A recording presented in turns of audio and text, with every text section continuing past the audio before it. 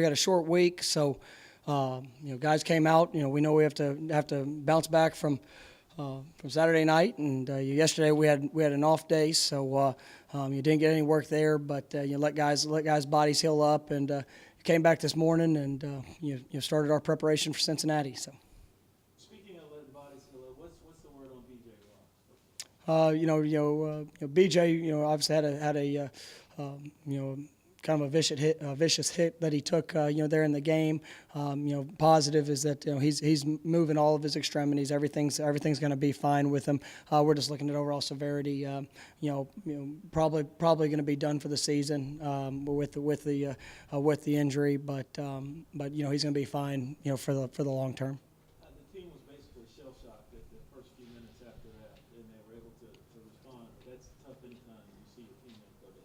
Yeah, I mean, it's everybody loves BJ, and it was great concern for him and his well-being, and that's what I want to call the team up there after, just to let him know that he was going to be all right. He did have movement. We're just being very precautious with him, making sure that we were giving him his best care to ensure that everything was fine. Did they say anything specifically about what the injury was? Yeah, I don't really want to go into specifics with it, but he was. He's gonna be all right.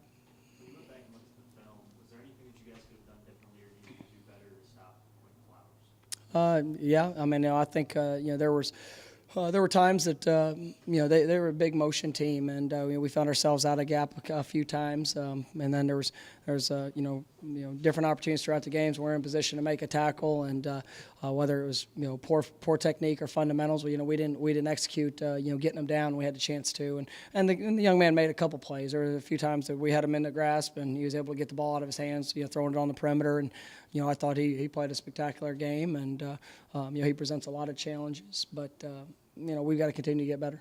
Is that what you could say was sometimes you just get out athleted because this guy's a special kid?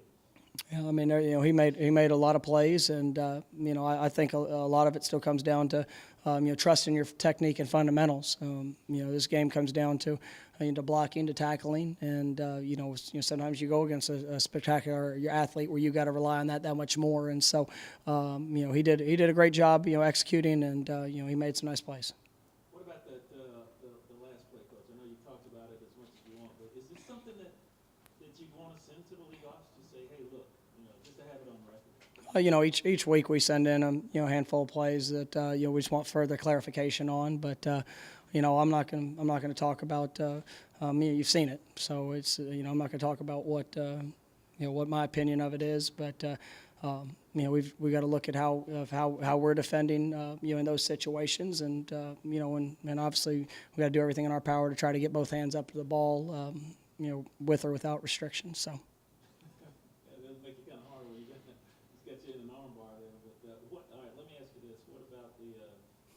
Play of Anthony Miller, though. He's the single-season record holder now. He beat a pretty good guy in Isaac Bruce at this school.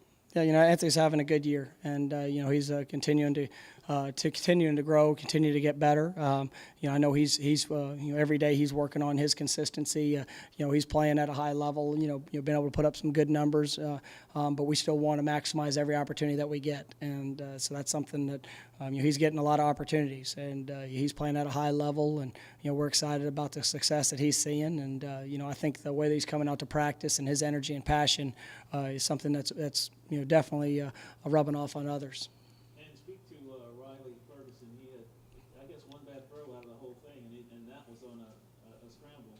But his accuracy was a little off at the beginning of the game, but he seemed to get that tempo going as the game went on. Yeah, as the game went on, I thought he played really well. He had the one turnover, which was costly, but a couple of those, it's kind of the same thing with Anthony. Riley's been playing at a high level, but we had a couple missed opportunities there early, and those are things that you go back at the end of the game, and when you're playing an explosive team like we're playing, you got to maximize on those. And so we had a couple of missed opportunities on down the field shots. We had a drop touchdown. We had I think 2 or 3 drop third down conversions, and so those are the things that are going to show up. And I was really pleased with the way our offensive line has grown, and the way that they played this past week. But we know we got a great challenge this week with a really talented Cincinnati front.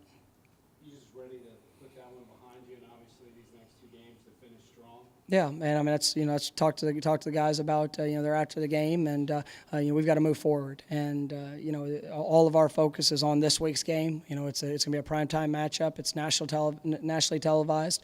We've got an opponent that's kind of got its back against the wall, and so it should be two teams that are ready to come out and give it everything we have, and when you look at those seniors and you're talking to them, I mean their opportunities are counting down, and and I try to keep the awareness to even the true freshmen that this game goes by very quick. I mean it's been, I think about just myself. I mean I'm 12 years past the last time I played, and it just you never want to leave anything out there or left in the tank, because it's such a precious game, and you want to maximize every opportunity that you have.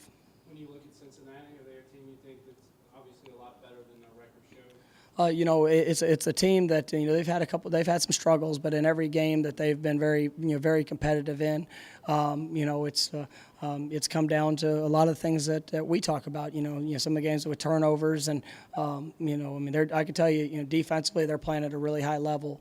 Last week I think they gave up really 10 points. They got put in a really tough position back in the red zone, and then they had a block punt for a touchdown. So this is a defense that can definitely play. Offensively they're big. They're physical. Got a couple big backs and a couple explosive playmakers there on the perimeter. But we know we've got to come out and play at a high level, and going on the road, we got to prepare to do that. You think a bounce back game, which this will be for you, on national television, is an extra motivator for the guys? No question. I mean, you have an opportunity to show how you're going to respond, and a lot of eyes are going to be watching, and so we've got to go get it done. They've been shuffling quarterbacks a lot, partly because of injury, partly just because. How big of a difference does it make for you guys having stability in that position, just from a coaching standpoint? It's big, I mean, to be able to have a guy that's taking just about every snap, and having success doing that, building the comfort level of what we're doing is a great thing, and so. I know that the guys they have are very talented. Kind of when you get into season, sometimes when you have injuries, you got to kind of shuffle around what you're doing and what you're trying to accomplish. And so, they've had a little bit of that with the injuries, but I think everybody knows the talent. I mean, we got to see firsthand last year the talent of their quarterback group and what they can do. So, we've got to be prepared. Speaking of injuries, talk a little bit about, if you could, about DeMarco Montgomery's status, Christian Johnson, and how Phil made his way to the bounce back. Yeah, Phil was it was good to get him back on the field the other day.